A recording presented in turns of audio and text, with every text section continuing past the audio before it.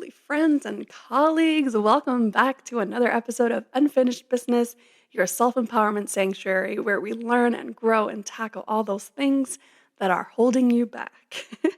I've missed our little space so much. It feels like I'm coming back from a 2-week-long vacation, but that is not the case. I hope you've enjoyed the 2 last episodes with the conversation with Amy Bullock, my real estate broker turned friend. If you don't know what I'm talking about, I'll invite you to check out episode 8 and 9. In episode 8, we focus on like more of a professional chat, talking about real estate as a career, but also to guide you in the process. Like, do you really need to buy a house now, or is renting the way to go? And in episode 9, a personal matter actually happened that week. So it was very much in line with the pre-scripted topic that we had, which was small town life, because I had just experienced a literal small town mindset issue at my work. So it ended up being like small town therapy with Amy, and it was honestly so much fun. I had so much fun with these 2 episodes. Like I definitely want more guest speakers. It's all I want. I want to learn from others, and I know that you probably think like me starting this podcast, like me, myself, and I like to hear myself talk. That is not the case. I'm not the loudest person in the room. I don't need to, I'm very confident in who I am, but I don't need to be the one that, talks all the time. And like, even like in work meetings, like I don't need to say things. I just show them with my work.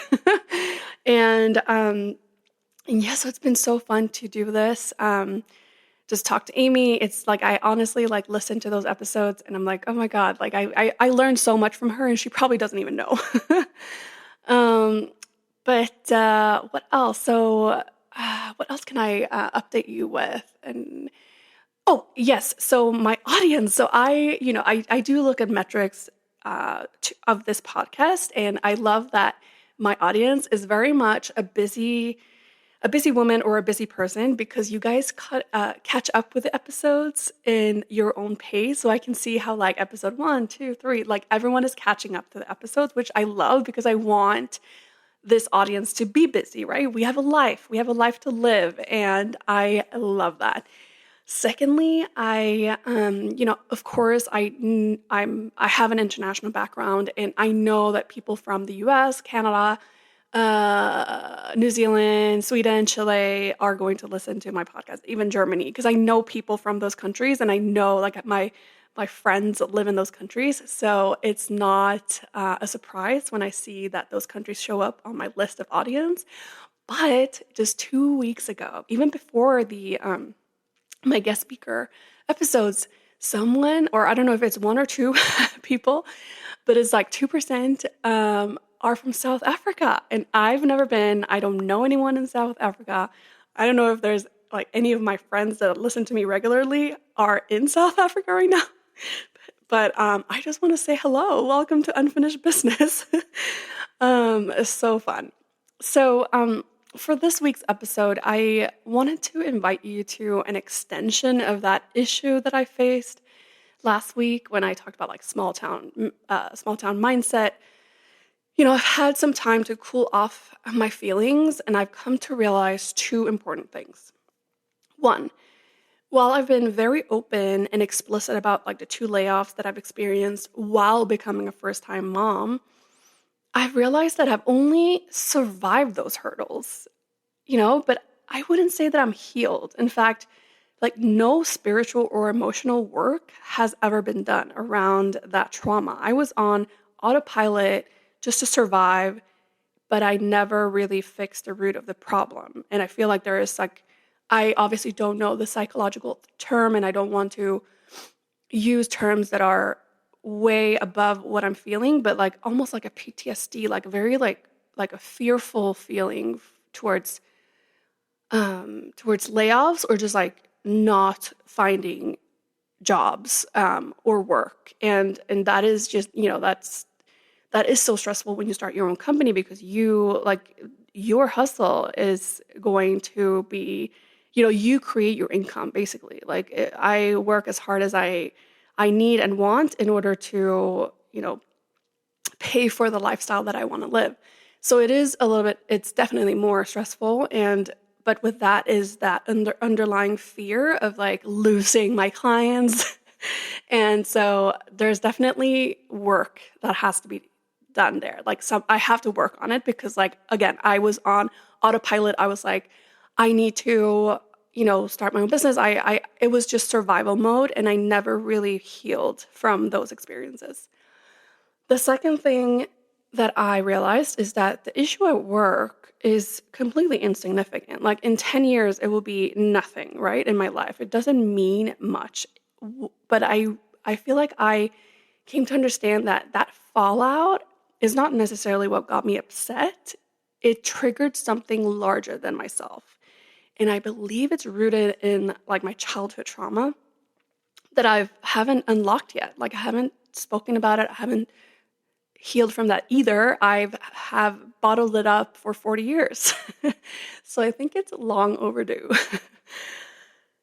So what I'm basically doing right now, I'm inviting you to my summer retreat, and call it summer, winter, whatever, wherever you are, call it like whatever seasonal retreat you are in. Because I'm going to take this summer, like slow down for me to take myself on the journey of healing. But obviously I always want to, I'm going to heal. I want to take you on my healing journey, and it's not going to be long. It's like the start of, right? I think that you never really stop healing, but I think for this summer, I want to take in this time, like 2 months or 3 months to reflect and just really heal and start the healing process, basically. And yeah,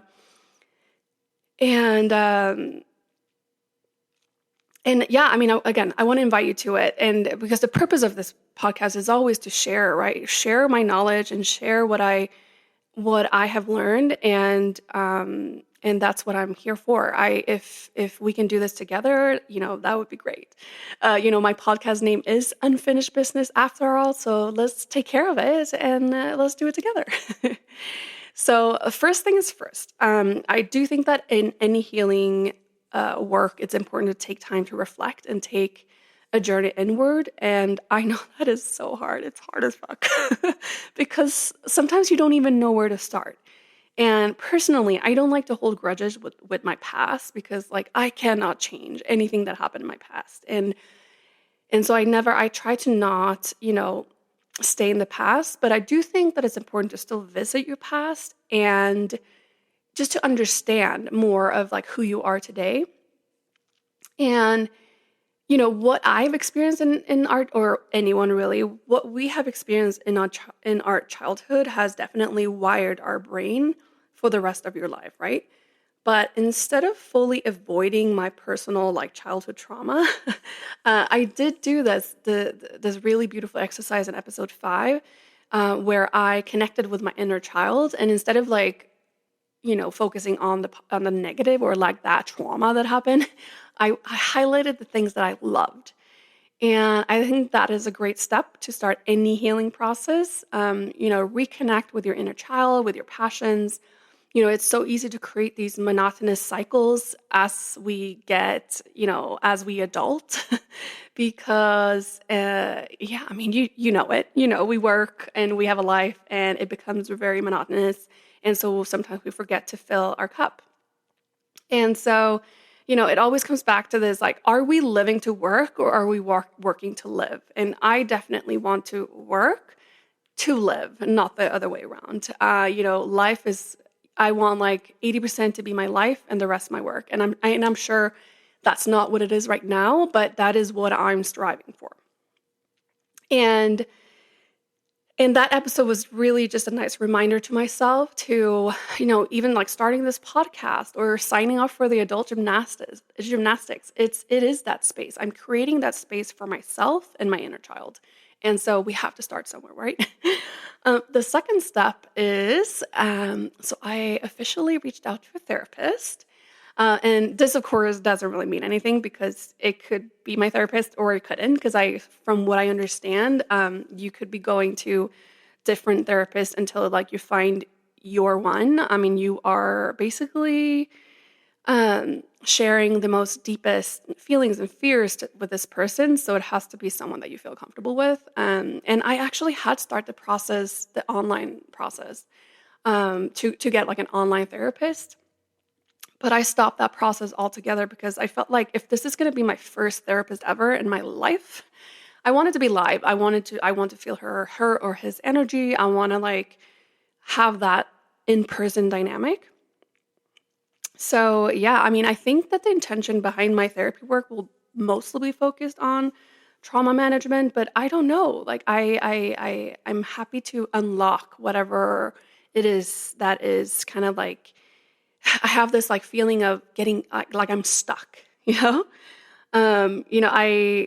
I feel like my positivity and go-getter like mindset reached a point. I feel like I can only do so much and carry as much weight by myself that I come to a point where I feel like I need external professional help, someone that actually went to school or knows like have this knowledge to rewire your brain or um and just like rewire your thought patterns, if that makes sense. So that's where I am. Like, I feel like, okay, like my brain and my little like inner child has taken me so far in life, and I'm so proud of myself. But at the same time, I feel like, okay, I reached a point where, okay, I need some help. Like, I need external help to move on and to like level up and to get to that second, like to the, I wouldn't call it the second, like whatever level it is. And the last thing that I've started already, it's an extension of something that I already mentioned in episode 6. I called it a secret time capsule, where I talk about a yearly exercise that I do of writing a letter to myself on New Year's Eve. And I'm not exactly sure how I came to this book that I'm reading, but it was one of those like 1 a.m. purchases probably. But journaling was mentioned. And to be honest, like obviously that's not the first time that I've heard about journaling, but it is part of the comprehensive work in this book. So I started it. And the fun part, like I actually have to research or look into this because I don't know if there is um if it's um if it's an even higher benefit if you actually write, or because of what I've been doing, because I walk every morning, right? I take my morning walks and I've been journaling, but like audio journaling. So I've been actually recorded my voice memos of my own like thoughts, and I always kind of start like, okay, how am I feeling right now? What is my intention for the day? And so that is basically the work that I'm doing, but like audio files. And so I don't know if that is counterproductive of journaling or if that still counts as journaling. I don't know. But that is at least that's what's working for me right now because again, I'm walking and I don't really see myself like sitting down in one place and journal before starting my day, but maybe that's something that I can do at night. I don't know. Anyways, again, I'm on this, I'm starting this path. Okay, so we will learn as we go. But anyways, so the book is called The Source, and it's by Dr. Tara Swart. And it has spoken to me in so many more ways than one that I even got the workbook for it. And so Tara is a scientist and a former psychiatric doctor. And she is the product of a first immigrant Indian parents in London, England. And what draws me to what she says and her methods in her book, The Source, is that she's able to give us a picture or like an explanation to why spirituality is important and how it truly works. She talks about the neuroplasticity of the brain, like meaning like what actually happens to our brain. Like if you manifest, like things are actually happening in your brain, like it's moving, it's flexing, it's changing, and that is so cool. And just to know the truth alone, like that we can change our brain's pathway is that's exactly what I'm here for. And like both therapists, like the therapy that I'm seeking, or this book, like I want to find like that new level of how do I change my ways or my thoughts, like where I feel like I'm stuck. and so how do I change that? That's what I'm here for. So I want to unlock like all the tools that are there because her book is actually, there is a method in it. I'm only at the beginning, but there is a 4-step method that you can follow. So, and as she puts it, she says, this is not blind faith, but faith based in science. And so to me, it almost sounds like it's a scientifically proven version of The Secret. Do you guys remember The Secret? I mean, I remember I was probably in my 20s maybe, or I don't know, I was young, but I totally, like when I read The Secret, I was like, oh, this is exactly what I do. Because like my brain when I was younger, I was just like, I'm the queen of the world, and like everything just happened to me because I believed in it. You know what I mean? So when I read that, I'm like, oh, well, I'm already doing this. But this book is more like the scientific proof or explanation to what The Secret really, what it stood for. But in this also, she has a 4-step method. So, to close the loop on like this retreat that we are embarking together, I want to, 1, continue to reconnect and highlight my inner child's wishes. 2, start therapy. And 3, absorb new and valuable knowledge from the book, The Source. And as you can hear, these are wants. These are intentions that I'm setting for myself. It's my starting point. No work has been done yet. So that's the hard part, right? It's taking that first step and actually doing the work.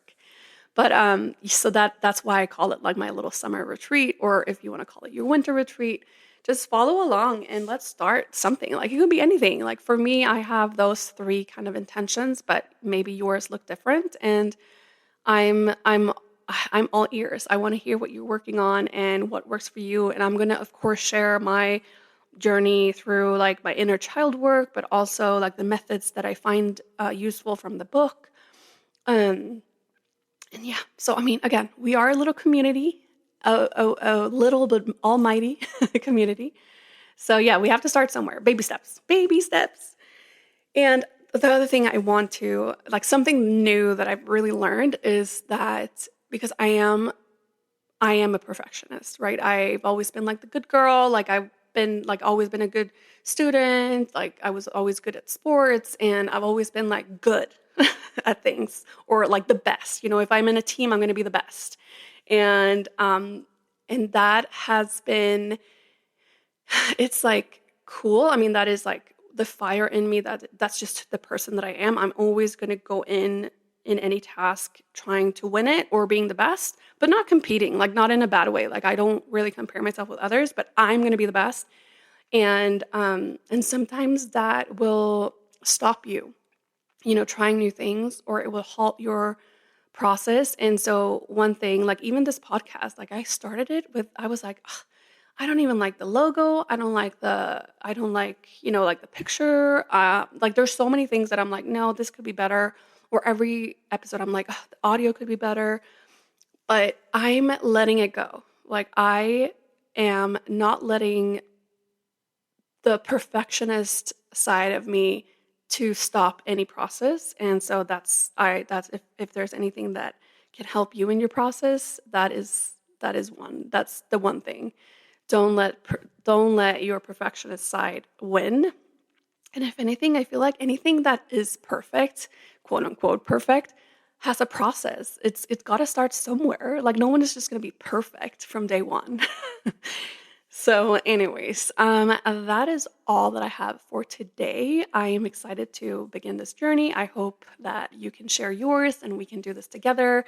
Let's give it like 2 months, and then we can reassess, again, healing or any goal can be longer than just 2 months, of course, but it's always good to begin somewhere. And that's what we're doing today. We're beginning.